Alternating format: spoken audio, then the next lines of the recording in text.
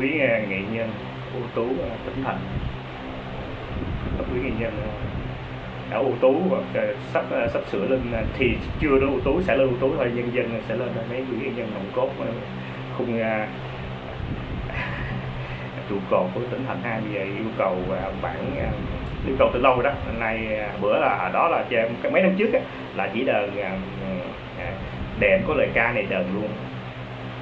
đờn 2 lần đó, kêu 2 lớp á, bản Lý Mỹ Hưng nha. Trân trọng chúc quý nhân dân sức khỏe thành công nha, quý phân viết của tôi còn với công cuộc